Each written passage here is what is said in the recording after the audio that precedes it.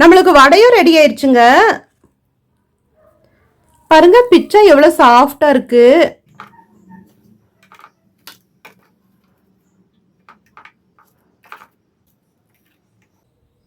நம்ம அடுக்கிக்கலாங்க. இப்போ இந்த தயிர் இதில் சேர்த்துடலாம்.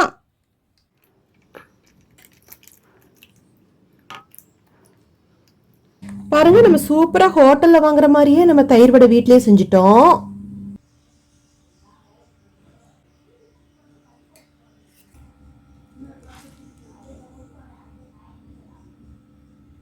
தயிர் வடை செய்யறதுக்கு நம்ம வெள்ளை உளுந்து எடுத்து 4 மணி நேரத்துக்கு முன்னாடியே ஊற போட்டிருந்தோங்க. நல்லா ஊறிடுச்சு.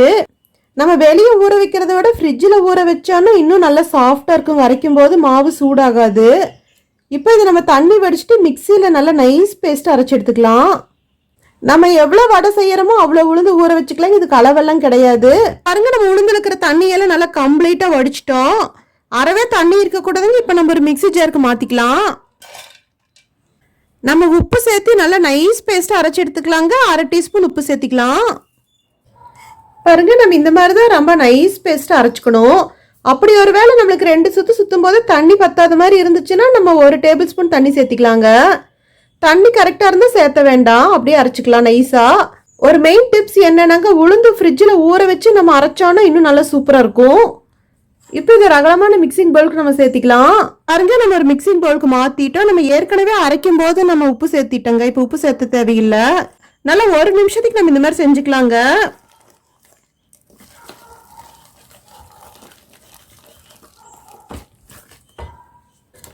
பாருங்க நம்ம 1 நிமிஷத்துக்கு நல்லா இந்த மாதிரி பீட் பண்ணிட்டே இருக்க போக நல்லா சாஃப்டா கொஞ்சம் புஷ்ஷுன்னு வந்திருக்கு.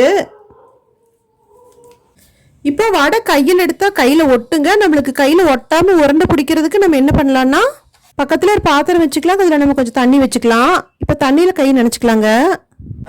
கை ஈரமா இருக்கும்போது நம்ம இது உளுந்து எடுத்தோம்னா கையில ஒட்டாது. பாருங்க அழகா ஒட்டாம வந்திருக்கு. சென்டர்ல நம்ம ஓட்டை போட்டுக்கலாம். ஓட்டை போட்டு நம்ம எண்ணெயில பொரிச்சுக்கலாங்க. பொரிக்கிறதுக்கு அடுப்புல ஒரு கடாய் வச்சுக்கலாங்க. அதுல நம்ம மூழ்கிற அளவுக்கு எண்ணெய் விட்டுக்கலாம். அடுப்பு இப்ப மீடியம் ஃப்ளேம்ல தாங்க இருக்கு. பாருங்க எண்ணெய் சூடாயிருச்சு. அடுப்பை நம்ம மீடியம் ஃப்ளேம்ல வச்சு பொரிச்சுக்கலாம்.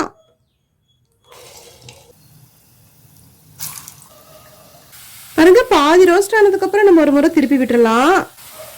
முதல்ல திருப்பி விட்டுறக்கூடாதுங்க, ஷேப் மாறிடும்.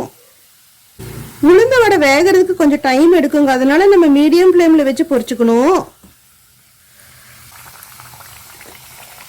நம்ம பொன்னிறமா பொரிச்சு எடுத்துக்கணுங்க. பாருங்க நம்ம முதலே போட்டதெல்லாம் நல்ல பொன்னிறமா பொரிஞ்சிருச்சு. இப்போ நம்ம எண்ணெயில இருந்து வடிச்சு எடுத்துடலாம்.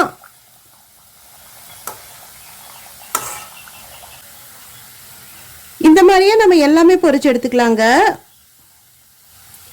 இப்போ நம்ம தயிர் தாளிக்கிறதுக்கு அடுப்புல ஒரு தாளிப்பு கரண்டி வச்சுக்கலாங்க. இப்போ அடுப்பு ஸ்லோ ஃப்ளேம்ல தான் இருக்கு. 1 டீஸ்பூன் எண்ணெய் விட்டுக்கலாம். பாருங்க எண்ணெய் சூடாயிருச்சு. நம்ம 1 டீஸ்பூன் கடுகு சேர்த்திக்கலாம். கடுகு பொரிஞ்சு வரும்போது 1/2 டீஸ்பூன் சீரகம் சேர்த்திக்கலாம். இப்போ அடுப்பு ஸ்லோ ஃப்ளேம்ல தாங்க இருக்கு. 1 டேபிள் ஸ்பூன் கடலைப்பருப்பு சேர்த்திக்கலாம். 1 பச்சை மிளகாய் 4 கட் பண்ணி சேர்த்திக்கலாம். 1 கொத்து கருவேப்பிலையில பிச்சு போட்டு சேர்த்திக்கலாங்க. 2 வரமிளகாய் பிச்சு போட்டு சேர்த்திக்கலாங்க. 1/2 இன்ச் அளவுக்கு இஞ்சி சேர்த்திக்கலாம். நல்லா கடலைப்பருப்பு பொன்னிறமா வரணும். அந்த வரைக்கும் நம்ம நல்லா வதக்கிக்கலாங்க. நம்ம கரெக்டா தாளிச்சது போது இப்போ நம்ம அடுப்பு ஆஃப் பண்ணிடலாம். இப்போ நம்ம தாளிச்சதை தயிர்ல கொட்டிடலாங்க. இப்போ நம்ம தயிர் வடைக்கு 3/4 லிட்டர்ல இருந்து 1 லிட்டர் வரைக்கும் நம்ம கெட்டி தயிர் எடுத்துக்கலாங்க. அதிகமா புளிப்பு இல்லாதது. 1/2 டீஸ்பூன் உப்பு சேர்த்திக்கலாம். நல்லா உப்பு கலங்கணும். நல்லா மிக்ஸ் பண்ணிக்கலாங்க. அதுக்கு வடையில தயிர் நல்லா உறிஞ்சினாதான் நல்லா இருக்கும். அதனால நம்ம தயிர் கொஞ்சம் சேர்த்தே தாங்க எடுத்துக்கணும்.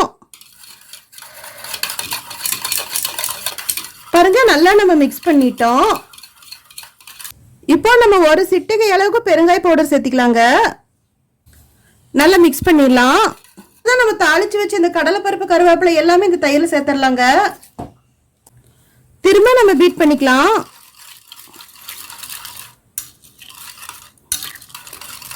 பாருங்க தயிர் வடைக்கு நம்மளுக்கு தயிர் ரெடி ஆயிடுச்சு. நம்மளுக்கு வடையும் ரெடி ஆயிடுச்சுங்க. பாருங்க பிச்சை எவ்வளவு சாஃப்டா இருக்கு. நம்மளுக்கு வடையும் ரெடி ஆயிடுச்சுங்க. பாருங்க பிச்சை எவ்வளோ சாஃப்டா இருக்கு. நம்மளுக்கு வடை இந்த அளவுக்கு சாஃப்டா இருந்ததுன்னா நம்ம டைரெக்டாவே தயிர்ல சேர்த்துடலாங்க. ஹார்டா இருந்ததுன்னா கொஞ்சம் தண்ணியில முக்கி எடுத்து பிழிஞ்சு அதுக்கப்புறம் நம்ம தயிர்ல சேர்த்துக்கணும்.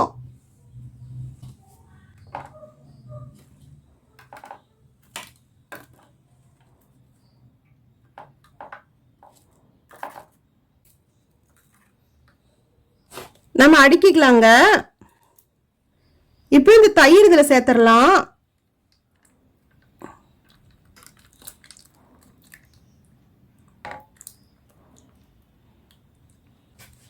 நம்ம இப்படியே விட்டுறலாங்க. அரை மணி நேரம் கழிச்சு நம்ம இதை எடுத்து பரிமாறிக்கலாம். அரை மணி நேரத்தில் இந்த வடையில இந்த தயிர் நல்லா உறிஞ்சிக்கும். பாருங்க நம்மளுக்கு அரை மணி நேரம் ஊறிடுச்சு. இப்போ நம்ம மேலே டெக்கரேஷன்ஸ் பண்ணிக்கலாம். கொஞ்சம் கொத்தமல்லியால நல்லா பிச்சு போட்டு சேர்த்திக்கலாங்க.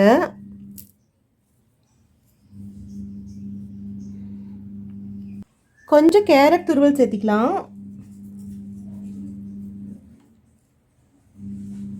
ஒரு கைப்பிடி பூந்தி கூட சேர்த்திக்கலாங்க. இன்னும் கொஞ்சம் நல்லா ஹைலைட்டடாக இருக்கும்.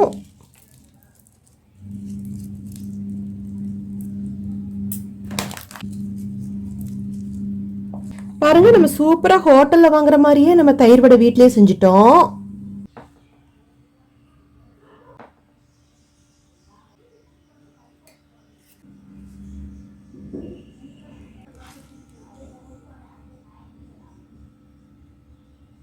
நம்ம சேனல் பிடிச்சிருந்தா லைக் பண்ணுங்க, கமெண்ட் பண்ணுங்க, ஷேர் பண்ணுங்க, சப்ஸ்கிரைப் பண்ணுங்க. அப்படியே பக்கத்தில் இருக்கிற பெல் ஐக்கானே மறக்காம கிளிக் பண்ணுங்க. தேங்க்யூ.